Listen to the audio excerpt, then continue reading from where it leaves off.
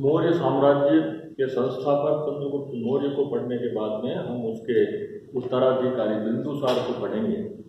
बिंदुसार ने भी अपने पिता के द्वारा स्थापित किए साम्राज्य को पूरे भारतवर्ष में अक्षुण्ण बनाए रखा। ये अक्षुण्ण शब्द ध्यान से, अक्षुण्ण का मतलब है कि उसने इसका जितना भी विस्तार किया या उसका जितना भी महानता उसने स्थापित की, उसको उसने बनाए रखा।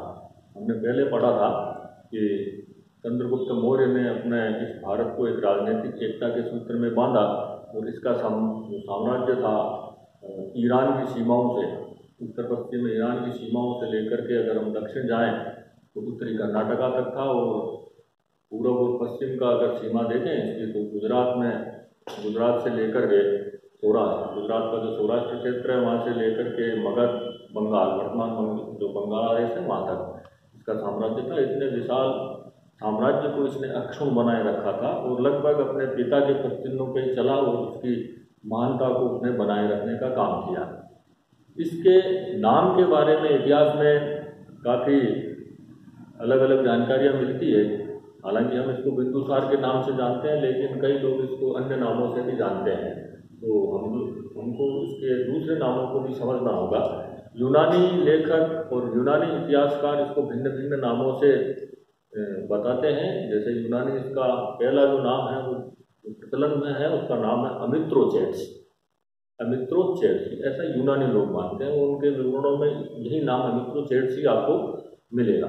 एक यूनानी लेखक जो है स्ट्रेबो, इसको अलिट्रोकेट्स भी कहता है, क्या कहता है? अलिट्रोकेट्स, स्ट्रेबो कहता है। इसी प्रकार से फ्लीट इसको अमित्रघात कहता है। अमित्रघात का मतलब है जो उसका मित्र नहीं है उसका वध कर दिया उसने, यानी या तो उसके साथ आप मित्रता रखो, और अगर आप मित्रता नहीं रखो तो फिर आपको वो वध कर देगा या मार देगा। यानी कि जो राजा उस काल के अंदर इसके साथ मित्रता बनाए रखकर इसकी अधीनता स्वीकार कर लिए तो ठीक है, नहीं तो उसने उस राज्य को, उस साम्राज्य को, जो भी उस समय था राजनीतिक जो भी स्थितियां थी, उसने उस राजा को वहाँ हराया था। इसकी मित्रता करो या फिर उसका युद्ध करने के लिए तैयार हो, इसीलिए इसको अमित्रघात भी कहा जाता है। कुछ लोग इसको अजातशत्रु भी कहते हैं। तो अजातशत्रु, अमित्रघात, अलिट्रोकेट या अमित्रोचेट्स, इतने सारे इसके नाम हैं। और भी कई जगह पर अलग अलग प्रकार से आपको उसका मिल सकता है, लेकिन आपके पाठ्यक्रम में ये 3-4 नाम ही आपको याद रखते हैं। परीक्षा में आपको पूछा जा सकता है कि चंद्रगुप्त को और किन किन नामों से जाना जाता है, तो आपका उत्तर क्या होगा? अमित्रोचेट्स, अलिट्रोकेट्स, अमित्रघात। अजातशत्रु भी है लेकिन आपके पाठ्यक्रम में नहीं। एक पुस्तक है दिव्यावदान। दिव्यावदान के अंदर भी इसके बिंदुसार के साम्राज्य के बारे में काफ़ी कुछ जानकारियाँ मिलती है।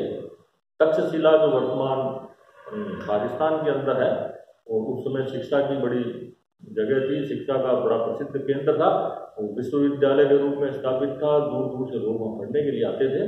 तो तक्षशिला नगर भी था, स्वाभाविक है, बहुत अच्छा नगर था, काफ़ी जनसंख्या भी उस जमाने के हिसाब से थी। वहाँ पर एक बार विद्रोह हो गया था, तो दिव्यावदान के अंदर उस विद्रोह का विवरण है। उस विद्रोह को दबाने के लिए बिंदुसार ने अपने छोटे पुत्र अशोक को वहाँ भेजा था। और उस समय तक्षशिला का जो प्रशासक था वो ऐसा माना जाता है कि सुसीम था। यह आपको पुस्तक में नहीं है, लेकिन ऐसा दिव्यावदान के अंदर लिखा हुआ है कि तक्षशिला का जो प्रथम विद्रोह था, उस विद्रोह को दबाने के लिए बिंदुसार ने अशोक को भेजा था। तो उस समय वहाँ का जो प्रशासक था वो सुसीम था। इसके अलावा एक और विद्रोह का विवरण भी दिव्यावदान में आता है। उस समय उसके प्रशासक के बारे में कोई खुलासा नहीं है, जानकारी हमको नहीं है, लेकिन उस दूसरे विद्रोह को भी अशोक ने बहुत शांतिपूर्वक तरीके से उसका शमन किया और वहाँ शांति स्थापित की थी। ये 2 विद्रोहों का विवरण दिव्यावदान ग्रंथ से हमें जानकारी मिलती है। तो आपको परीक्षा में इस दिव्यावदान के बारे में पूछा जा सकता है कि भाई तक्षशिला में हुए विद्रोहों का विवरण किस ग्रंथ में मिलता है, तो आपका उत्तर होगा दिव्यावदान। क्या हो सकता है कि दिव्यावदान में किन विद्रोहों के बारे में आप लोगों को जानकारी मिलता है, तो तक्षशिला के 2 जो विद्रोह है उनके बारे में हमें जानकारी मिलती है। तो आप इन दोनों को याद रखना है। तक्षशिला बहुत प्रसिद्ध है, आप लोगों को, इतिहास के बच्चों को तक्षशिला को अच्छे से समझना चाहिए कि तक्षशिला उस समय भारत की शिक्षा का बड़ा प्रमुख केंद्र था। और बाद में जब 5वीं शताब्दी आएगी, गुप्त काल पढ़ेंगे, उस समय भी 1405 में चंद्रगुप्त द्वितीय यहाँ का गुप्त राजा था, उस समय फाहियान भी यहाँ आया था। यानी आप समझ लो इस समय से लेकर तब तक, और उसके बाद में भी ये शिक्षा का केंद्र बना रहा, भारत में शिक्षा का केंद्र बना रहा, जिसने संपूर्ण यूरोप, मिस्र, अब उत्तरी अफ्रीका, सबको इसने चीन से निश्चित रूप से जो कायान चीन से आया था, चीन के सभी जो विद्वान लोग थे यहाँ से आकर्षित होते थे और यहाँ आते थे। तो अब आप लोगों को इस तक्षशिला को बहुत अच्छे से याद रखना है। तक्षशिला का शिक्षा का केंद्र था और अच्छा नगर था, और निश्चित रूप से व्यापारिक गतिविधियां भी वहाँ चलाई जाती रही होगी, ऐसा आप लोग समझ सकते हो। अब चंद्रगुप्त का जो उत्तराधिकारी जो बिंदुसार था, इसके नाम से भी आपको कई चीजें मालूम चलती है कि किस प्रकार से ये अपने शत्रुओं के प्रति कठोर रहा होगा। इसके नाम से हमें पता लगता है आजाद शत्रु था ये। लेकिन इसके दरबार के अंदर विदेशी राजाओं ने भी अपने अपने राजदूत भेजे थे। अब विदेशी राजाओं ने राजदूत भेजे यानी इसकी कोई विदेश नीति थी, यानी कि विदेशों के साथ इसके अच्छे संबंध होंगे, या कोई आजकल जैसे फॉरेन पॉलिसी होती है उस समय इसकी भी कोई विदेश नीति थी। और वो विदेश नीति निश्चित रूप से आज की विदेश नीति के अनुसार दूसरों के साथ अच्छे संबंधों को बनाए रखने की नीति पर आधारित रही होगी, तभी उन्होंने अपने यहाँ राजदूत भेजे। तो पहला विवरण मिलता है, यूनानी शासक है जिसका नाम एंटियोकस प्रथम था, उसने अपना एक राजदूत यहाँ भेजा था जिसका नाम था डाइमेकस। ये परीक्षा में पूछते हैं कि यूनानी शासक ने यहाँ किस राजदूत को भेजा। यूनानी शासक का नाम भी आप लोग याद रख सकते हैं, एंटियोकस प्रथम, उसने अपना राजदूत भेजा, उसका नाम था डाइमेकस। अब यहाँ पर आपकी पुस्तक में एक चीज और मिलाई हुई है कि इस बिंदुसार ने वहाँ के जो शासक था एंटियोकस से कुछ निवेदन किया था कि आप हमें यहाँ तो मदिरा भेजें, सूखे अंजीर भेजें और दार्शनिक भेजें। तो इन तीन चीज़ों का निवेदन किया गया, पुस्तक के अंदर वर्णित किया गया।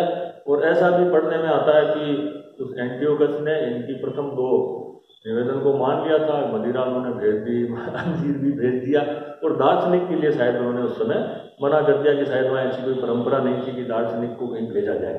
तो सवाल आपके परीक्षा में पूछा जाएगा कि बिंदुसार ने यूनानी शासक एंटियोकस से क्या चीज़ों की मांग की। तो आपके उत्तर होंगे कि पहला तो मदिरा, दूसरा सूखा अंजीर, तीसरा दार्शनिक। तो आपको इसको याद रखना है।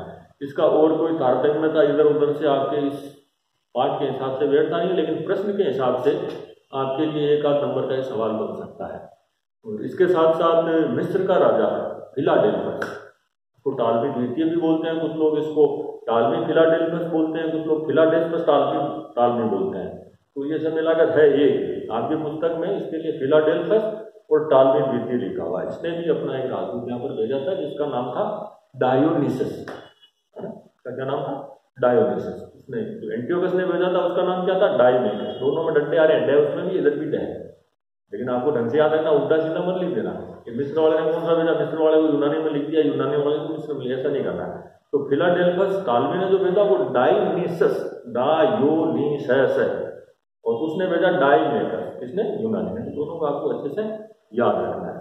और इसने भी अपने साम्राज्य को अक्षुण्ण बनाए रखा, ये भी बहुत अच्छा प्रशासक सिद्ध हुआ। और उसी प्रतिष्ठा को बनाए रखते हुए, उसी मौर्य एम्पायर के जो प्रतिष्ठा थी, प्रसिद्धि थी, उसको बनाए रखते हुए उसने अपने साम्राज्य को यहाँ बहुत अच्छे से चालू रखा। और इसके पुत्र ने भी उसी परंपरा का आगे पालन किया था। इसको इसके धर्म के बारे में अपने कोर्स में नहीं है, फिर भी हमने जब चंद्रगुप्त मौर्य को पढ़ा था तब अपने को पता चला था कि उसने बाद में अपने जीवन के अंतिम समय में जैन धर्म ग्रहण कर लिया था।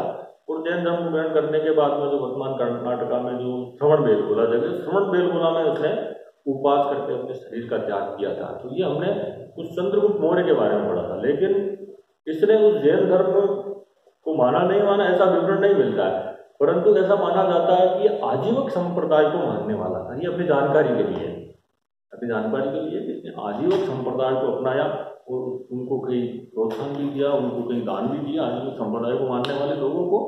तो ऐसा अपने को जो तारानाथ जो था अपना तिब्बत का जो राइटर था तारानाथ, इसके जो ग्रंथ है उनके द्वारा कंग्यूर और तंग्यूर हमने पढ़ा, आपके इसमें नहीं है लेकिन हमने पढ़ा है, कंग्यूर और तंग्यूर इसके ग्रंथ है, उनके वहाँ से अपने को मिलता है। ये आजीवक संप्रदाय को मानने वाला था। इसकी माता का नाम भी आपकी पुस्तक में नहीं है, लेकिन जैन परंपरा के अनुसार इसकी माता का नाम दुर्धरा माना गया है। तो मैंने आपके बोर्ड के ऊपर लगभग ये काफी शॉर्ट में सारी चीजों को लिखने की कोशिश की है, आप यहाँ से भी देख सकते हो। फ्लीट को आपको याद रखना है, स्ट्रेबो को आपको याद रखना है, फ्लीट को इसलिए याद रखना है कि भाई फ्लीट ने ही इसको अमित्रगाद या शत्रु को वध करने वाला कहा था। इसी फ्लीट ने बाद में अशोक का जो धम्म था उसको राज धर्म के रूप में भी परिभाषित करने का काम किया था। तो ये आगे जब हम अशोक को पढ़ेंगे जब फिर हम फ्लीट को पढ़ेंगे, स्ट्रेबो को फिर से हम पढ़ेंगे। और बिंदुसार के बारे में आपके पाठ्यक्रम में कुल मिलाकर इतना ही विवरण दिया हुआ है। तो हमको इससे ये जितने भी सवाल हैं इन सब सवालों को एक बार अच्छे से रिवाइज कर लेना है और याद रखना है कि शब्द थोड़े उल्टे सीधे हैं, जैसे अमित्रोचेट्स प्रचलन में नहीं है, ये ऐसे शब्द हैं जो अपने प्रचलन में नहीं है, लेकिन अपने को याद रखना है कि अपनी भाषा से मेल नहीं खाते हैं। जैसे अमित्रगाद या अजातशत्रु थोड़ा सा ठीक ठाक लग सकता है। तो उस समय क्योंकि अपने पास स्थितियाँ ऐसी थी कि उत्तर पश्चिमी भारत के अंदर पहले तो यूनानियों ने अपने यहाँ आक्रमण, यूनानियों ने पहले ईरानियों ने किया था राजा डायजेस के समय से, और उनके आने के बाद में अपनी जो भाषा थी उस भाषा में थोड़ा बहुत बदलाव आ गया था और खरोष्टी लिपि और ये लिखने में लेखकों को ने इन अन्य शब्दों को उपयोग में लेना शुरू कर दिया था। इसलिए इन शब्दों को आपको अच्छी तरह से याद रखना है कि इसके नाम पहला तो बिंदुसार के नामों को आपको याद रखना है। Number 1 Amitrochates, number 2 Allitrochades, number 3 Amitraghata. किस किसने दिया ये भी याद रखना है, इनका भी अपने को याद रखना है। दिव्यावदान का आपको उदाहरण याद रखना है, तक्षशिला को लेकर के कि तक्षशिला के विद्रोह का समन कैसे किया गया, तो अशोक ने किया था, सुसीमा का बढ़ता सकता। इसके बाद के अंदर इसकी विदेश नीति थी सुस्पष्ट होगी, तभी रूस राजदूत रहते थे। तो 2 अलग राज्यों का इसमें विवरण आता है, पहला यूनान का था, दूसरा मिस्र का आता है। यूनान का जो राजा था एंटियोकस था, उसने अपना राजदूत नाइमेकस भेजा था, और मिस्र वाला जो था फिलाडेल्फस टालमी या टालमी फिलाडेल्फस या फिलाडेल्फस भी लिख सकते हो आप, तो उसने डायोनिसस को भेजा था। इसके धर्म के बारे में आप बहुत जानकारी रख सकते हो, लेकिन ऐसा परीक्षा में नहीं, मैं समझता हूँ पूछा जाएगा सवाल। इसकी माता का नाम जो दूरदराज जैन ग्रंथ कहते हैं वो भी आपसे नहीं पूछा जाएगा। तो कुल मिलाकर के आपके बिंदुसार इसका कि साम्राज्य 298 BC में जो स्थापित किया था, उसने अपने पिता के साम्राज्य को अक्षुण्ण बनाए रखते हुए वही प्रतिष्ठा वही महानता बनाए रखी, और इनके आने वाला जो अगला इसका जो उत्तराधिकारी था अशोक, उसने वो बढ़िया और शानदार साम्राज्य दिया था। अब इसके आगे जो अशोक के बारे में होगा वो अगला देखने वाले।